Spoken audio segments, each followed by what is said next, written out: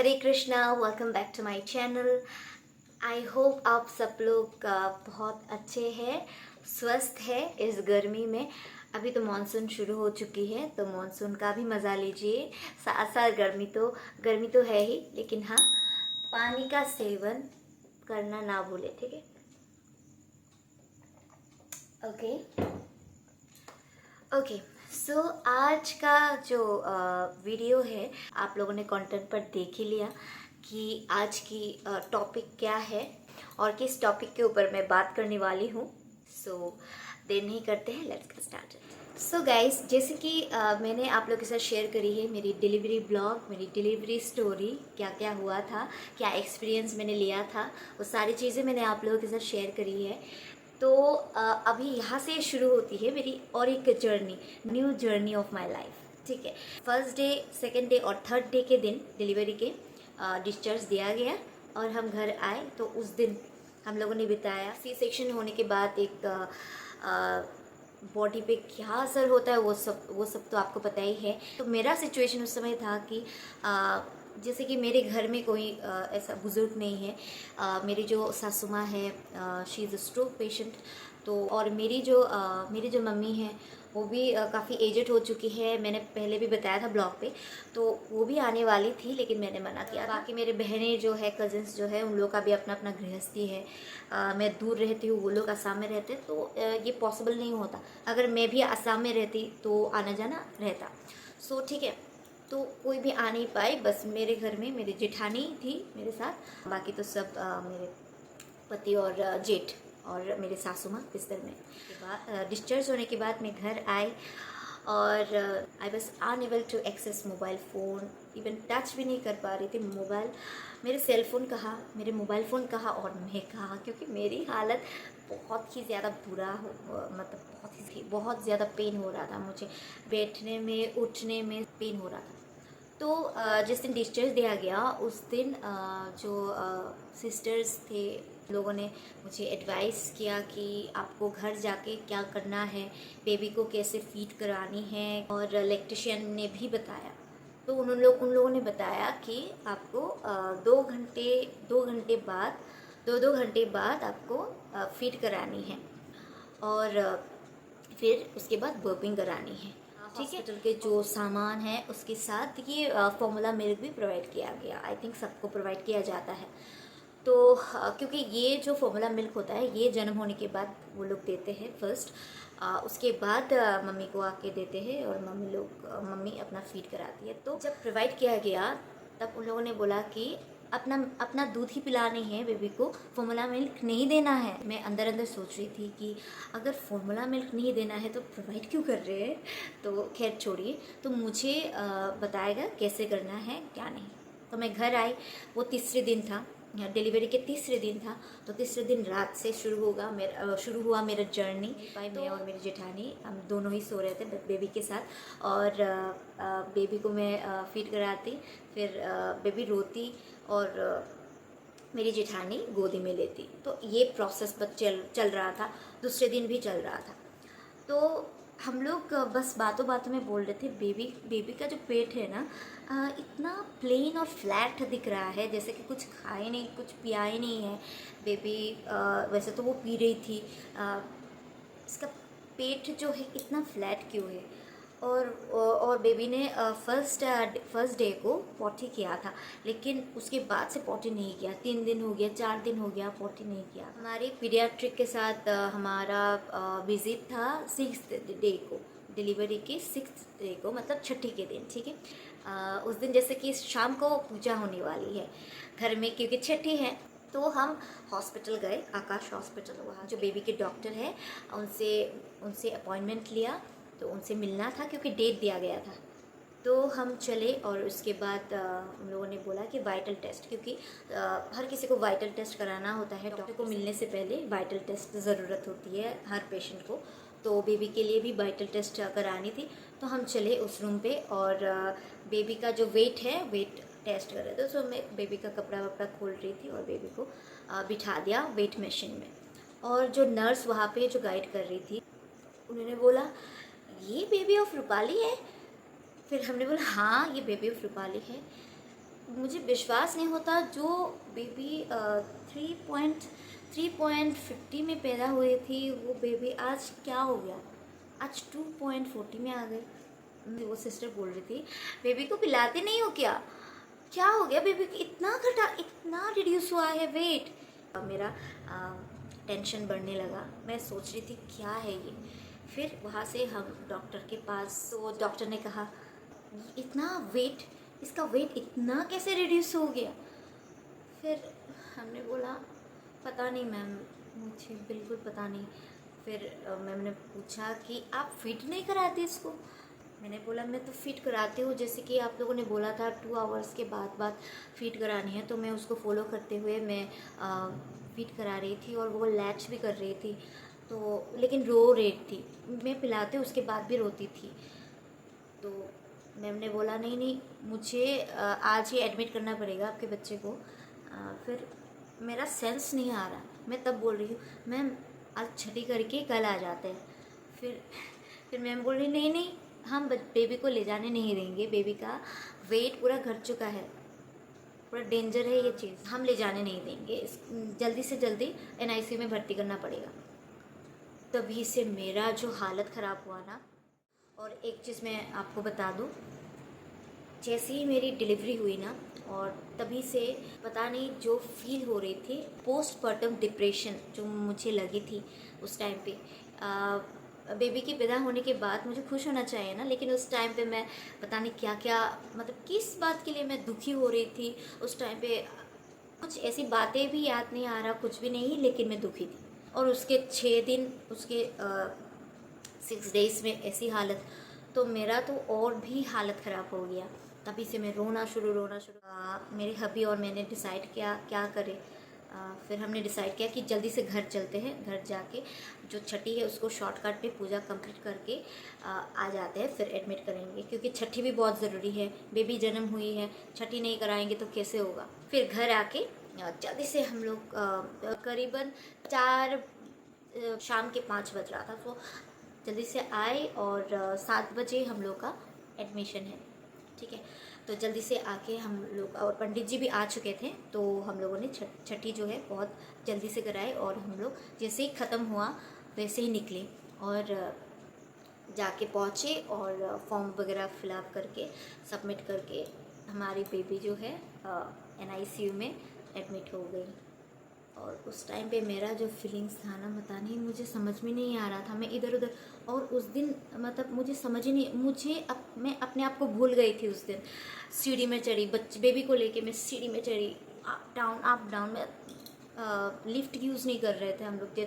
मेरे पति जिधर जा रहे थे मैं उधर जा रही थी मेरे बेबी को लेके, तो मैं अपने आप को भूल गई थी। आज मेरा C-सेक्शन के 6 डे है, मैं अपने आप को बिल्कुल भूल गई थी, और मुझे कुछ समझ नहीं आ रहा था, और आंखों में से तो पानी निकल आ रहे। मैं बहुत ज़्यादा डिस्टर्ब हो गई थी उस टाइम। डॉक्टर्स जब निकले वहाँ से, तो हम लोगों ने पूछा कि क्या रिज़ल्ट है, बेबी को क्या हुआ है।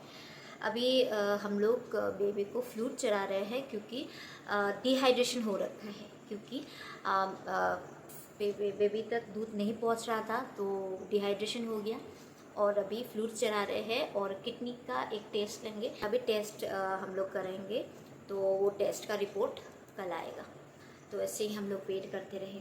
फिर वहाँ के जो सिस्टर्स हैं, नर्सेस हैं, वो लोग बोल रहे हैं आप लोग यहाँ क्या कर रहे हो, यहाँ पे रहने की इजाज़त नहीं है, आप लोग प्लीज़ घर जाइए, और ICU के बाहर कोई भी नहीं रह सकते। तो ये रात बहुत हो चुकी है, रात को अलाउड नहीं है। फिर मेरे पति बोल रहे कि आप जाओ, मैं यहाँ पे, घर जाओ। फिर मैं बोल रही थी मैं बेबी के बिना घर कैसे जाऊँगी। वही बिस्तर जहाँ पे बेबी सो रही थी, उसी बिस्तर में जाके, जहाँ पे मेरे बेबी के बिस्तर खाली रहेगा, और उसी बिस्तर में जाके मैं कैसे रह पाऊँगी उस दिन। तो उस दिन मतलब उस कभी नहीं भूल सकती, कभी भी नहीं भूल सकती, और किसी के साथ भी ना हो। तो मेरे पति बोल रहे थे तो ऐसे ही खड़े रहोगी क्या पूरे पूरे दिन भर, ऐसे पूरे सुबह तक क्या ऐसे ही खड़े रहोगी, बीमार पड़ोगी, क्योंकि तुम अभी ठीक नहीं हो। अच्छे से चल भी नहीं पाती हो और यहाँ पे रहने की बात कर रही हो। मैं बोल रही हूँ मैं नहीं जाऊँगी, मैं आपके साथ रहूँगी। तो हम लोग इधर उधर चल रहे हैं और कुछ देर बाद हम डॉक्टर्स जैसे ही आईसीयू से निकलते हैं तो हम पूछते हैं हाल बेबी का क्या चल रहा है। और ऐसे ही जब चल रहे थे तो एक वेटिंग रूम मिला, एक सीट देखा मैंने। तो मेरे पति को मैंने बोला कि वहाँ पे एक खाली सीट है, जल्दी से चलते हैं, ये वेटिंग रूम है, वी कैन सीट देयर। तो जैसे ही गए तो एक पूरा खाली सीट मिला और वो आप उसमें सो भी सकते हो और उसको फोल्ड करके आप एक सिंगल चेयर भी बना सकते हो, सोफ़ा चेयर भी बना सकते हो। सो हम लोग वहाँ पे अपना जो बेबी के जो जितने सारे जितने जो भी चीज़ें बेबी के लिए हम लोगों ने लिया है, कपड़े वपड़ा सब कुछ ले रखा है। मैं डायपर वगैरह सब कुछ चाहिए होता है। मुझे फील आया और दूसरे दिन हो गया, दूसरे दिन भी पूछताछ कर रहे हैं, रिपोर्ट आया, हाँ थोड़ा सा इन्फेक्शंस है, ऐसा बोला इन्फेक्शंस है और आप बेबी से मिल सकते हो। मिलने के लिए कुछ रूल्स होते हैं तो जाते हैं। फिर हम लोग को एक ड्रेस होती है, वो पहनाई जाती है। वो ड्रेस पहनने के बाद सर पे एक अपना जो हेड है उसको कवर करने के लिए एक वो टिश्यू से बनी हुई एक हेड कवर दिया जाता है। और हाथ को है ना वो डबल हैंड वॉश यूज़ किया जाता है। मुझे नहीं पता, बहुत डेंजरस वाला हैंड वॉश लगता है। तो उसको धोने के बाद फिर हम लोग एंट्री करते हैं आईसीयू में। तो वहाँ पे जाके देख रही हूँ इतनी सारे बच्चे। फिर मेरे बच्चे तक मैं पहुँच गई और वहाँ पे देख रही हूँ बच्ची सो रही है, वो आंखें नहीं खुल रही है, आराम से सो रही है। और उसको इतने नन्ही सी हाथ पर सुई लगा हुआ देख के मुझे बहुत रोना आया। मुझे वो देखा नहीं गया। और इधर सलाइन चल रही है और यहाँ पे चेस्ट पे कुछ और चीज़ें लगा था, उसमें भी पाइप लगी हुई है, मतलब होल्स नहीं है, वो कुछ ऐसे चिपका हुआ है कुछ चीज़ें, पता नहीं डॉक्टर्स के क्या चीज़ें हैं। तो मैं वो चीज़ देख नहीं पा रही थी, मैं अपने आप को संभाल नहीं पा रही थी बेबी को उस हालत में देख के। हाँ, फिर मैं वहाँ से निकली। फिर मैंने उनको बोला कि नेक्स्ट टाइम देखने के लिए आप ही जाना, मैं जा नहीं पाऊँगी। और मैं रो रही, मेरे पति मुझे डांटने लगे, आपको अभी घर भेज दूँगा, मुझे परेशान मत करो। इतना रोने वाली क्या बात है, बाकी बच्चे भी एडमिटेड हुए हैं, सब लोग अच्छे से निकलेंगे, सब लोग क्योर होके ही निकलेंगे। इतना प्रेशर लोगी तो फिर आपको अगर कुछ हुआ तो फिर बाद में क्या होगा। मैं अपने आप को फिर कंट्रोल करती हूँ, फिर रोना आता है, पता नहीं क्या क्या फ़ील आती है। यही फ़ील आती है कि मैंने इतने दिन 6 दिन तक मैंने अपने बच्चे को 6 दिन तक अपने बच्चे को दूध नहीं पिलाया, पता नहीं कितना गया होगा। और उसमें भी मैंने 2 घंटा वेट किया डॉक्टर्स के कहने पर, नर्स के कहने पर, क्योंकि वो नियम होता है, 2 घंटे वाली नियम होता है। लेकिन कोई अगर घर पे बुज़ुर्ग होते तो अरे नहीं ये गलत हो रहा है, बट बेबी को नहीं मिल रहा है, अच्छे से नहीं मिल रहा है दूध, पिलाते रहो ऐसे बोलते होंगे। और मेरी हालत ऐसी थी कि मैं फ़ोन भी नहीं पकड़ रही थी, तो मेरी मम्मी मेरे कज़न्स भी टिप्स नहीं दे पा रहे थे। मैं फ़ोन पकड़ूंगी तभी ना टिप्स देंगे, मैं किसी के साथ बात नहीं कर रही थी फ़ोन पे, तो इसलिए मुझे टिप्स भी नहीं मिला। तो ये चीज़ मैंने गलती करी है। आईसीयू में तीसरे दिन कुछ रिज़ल्ट मिले, यूरिन इन्फेक्शन हुआ है ऐसे सुना, और किडनी में कुछ इन्फेक्शन हुआ है, उसका क्योर है, उसका दवाई चल रही है, ये चल रही है, कुछ ना कुछ बोल रहे थे। और हम लोग को इतना प्रेशर हो रहा था ना, क्या बताई। फिर मैं और देखने नहीं गई, मुझे देखने का मन नहीं कर रहा था, इसलिए मैं नहीं गई। कम से कम मैं 2 बार गई, उसके बाद और नहीं गई। तीसरे दिन बोला कि हाँ अभी थोड़ा बेबी का वेट बढ़ रहा है धीरे धीरे, क्योंकि हम फ्लूइड्स चढ़ा रहे हैं और साथ ही साथ बेबी को फीड करवा रहे हैं फॉर्मूला मिल्क। ठीक है, अगर आप अपना दूध कंप्रेस कराना चाहती हो तो यहाँ पे रूम है, कर सकती हो। फिर मैंने ट्राई किया, it was nothing, milk production was zero for me. फिर फाइनली 4 नंबर वाले दिन को पता चला कि बेबी का जो वेट है 2.80 हुआ है, 2.8 तक आया है। अब कोई टेंशन वाली बात अब नहीं है, बेबी का वेट अभी बढ़ रहा है, मतलब शी इज़ ओके नाउ। और हम लोगों ने ये भी पूछा कि जो इन्फेक्शंस हुआ था ना, तो वो कम हो रहा है। फिर डॉक्टर्स बोले कि हाँ कम रहा है, पर पूरी तरीके से जो इन्फेक्शंस है वो गया नहीं है, वो अभी भी इन्फेक्शंस है, तो इसका जो दवाई है वो चल रही है। और मेरे पति जो है ना, फर्स्ट डे से तीसरे दिन चौथे दिन तक वो लोग जो जो सामान चाहिए, जो जो दवाई चाहिए, इनको बोल रहे हैं, फिर ये जाते हैं और नीचे जाते हैं, दवाई लेके आते हैं, फिर उन लोग का कुछ फॉर्मेलिटीज़ होता है, मतलब बहुत सारे कागज़ वाले फॉर्मेलिटीज़ रोज़ का रोज़ यही होता है। तो वो मुझे ज़्यादा आइडिया नहीं है इन चीज़ों के बारे में, तो वो इतना भागा दौड़ी कर रहे थे, मुझे उनको देख के भी मुझे अच्छा नहीं लग रहा था, बुरा लग रहा था। वो भी टेंशन के मारे एकदम सूख गए थे एकदम। हम दोनों का हालत बहुत ही ख़राब चलता रहा 3 दिन तक, 4 नंबर दिन तक। 4 नंबर वाले दिन फाइनली हम लोग को रिलीज़ दिया गया शाम को। फिर तभी बोला गया कि एंटीबायोटिक चलेगा, और तो उसके लिए आप लोगों को आना है हर दिन, चलेगा 5 दिन तक। ये हर सुबह और शाम ये चलेगा, ये रूटीन वाइज चलेगा। ये जो जर्नी था मेरे लिए बहुत ही अनएक्सेप्टेबल था मेरे लिए, जो कि किसी के साथ ना हो, ये मैं दुआ करती हूँ। तो ये जो वीडियो है, ये जो मेरा पर्सनल है, ये मैं किसी के साथ शेयर करना नहीं चाहती थी, लेकिन मैं शेयर कर रही हूँ बिकॉज़ जो आने वाली मॉम्स होंगी और जो अभी मॉम्स होने वाली है और फ्यूचर में जो बनेंगी मॉम्स, तो उन लोगों के लिए मैं ये वीडियो बना रही हूँ ताकि मेरे जैसे गलती ना करें जिसकी वजह से बेबी का नुकसान हो। आफ्टर डिलीवरी हम लोगों को मोबाइल देखने का कोई शौक़ नहीं रहता, हम लोगों में वो कैपेबिलिटी नहीं रहती कि हम मोबाइल पकड़े। ये टिप्स मैं दे रही हूँ। पहला टिप्स तो ये कि डिलीवरी से पहले घर में एक बुज़ुर्ग जो कि इन चीज़ों के बारे में पता हो, ठीक है, फीडिंग के लिए पता हो, और सी सेक्शन वाली मम्मी के लिए पता हो कि उसको कैसे देखभाल करनी है, उसको कैसे करनी है, क्या ट्रीटमेंट देनी है, क्या खिलानी है पिलानी है, और बेबी को कैसे ट्रीट करना है, वो सारी नॉलेज जिस बुज़ुर्ग के पास हो वो बुज़ुर्ग घर पे रहना चाहिए। ये पहला टिप है। दूसरा ये कि अगर आप फीड कराते समय अगर आपका दूध फ्लो नहीं आ रहा, आपका मिल्क अगर फ्लो नहीं आता है, तो please don't take any risk. तभी आप फर्स्ट डे में ही आप डॉक्टर विज़िट करिए, उनके साथ बात करिए, मतलब बेबी डॉक्टर के साथ, लैक्टेशियन के साथ विज़िट करिए, उनके साथ बात करिए ऐसा ऐसा हो रहा है। क्योंकि 2-3 दिन 4 दिन तक वेट मत करिए कि 2-3 दिन 4 दिन तक आ ही जाएगा, मम्मी है तो आ जाएगा। डोंट वेट फॉर दैट, क्योंकि एक दिन बच्चा नहीं पी के रहेगा। आप बच्चे को अगर दूध एक दिन भी नहीं मिलता है तो कितना उसको, बेबी को कितना दर्द होता होगा।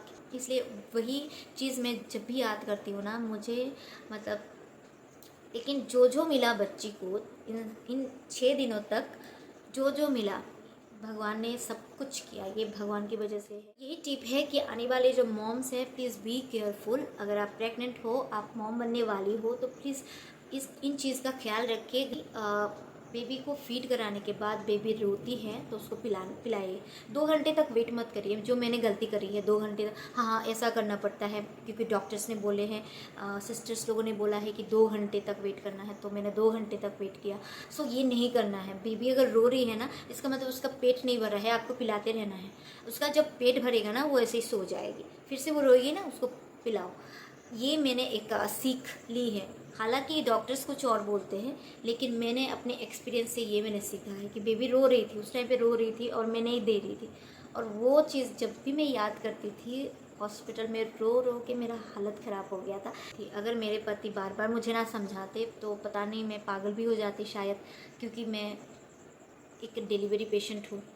तो it's not easy to handle all this, क्योंकि खुद को भी हैंडल नहीं किया जाता उस टाइम पे, और बेबी का ये सिचुएशंस। तो भगवान हमेशा मेरे साथ रहा है, और राधा रानी माँ को मैंने प्रणाम किया, जो राधा रानी माँ और प्रभु की वजह से ही आज वी आर ऑल राइट। और क्या बोलूँगी, बी सेफ एंड प्रेगनेंसी का मज़ा लीजिए, और आने वाले समय के लिए तैयार रहिएगा। So thank you so much for watching my video, और ज़्यादा से ज़्यादा इस वीडियो को शेयर करिएगा ताकि हर एक मॉम टू बी को पहुँचे और वो लोग सतर्क हो जाए और पहले से ही इन चीज़ों का ख्याल रखें और रेडी रखें आने वाले पल में कैसे फेस करनी है और कैसे सॉल्व करनी है, पहले से मेरी तरह लेटेंसी ना करिएगा। सो ठीक है, so thank you so much यहाँ तक देखने के लिए। अब मिलते हैं गाइस अगली ब्लॉग पे। टिल देन खुश रहिए, स्वस्थ रहिए। Hare Krishna, bye bye, take care.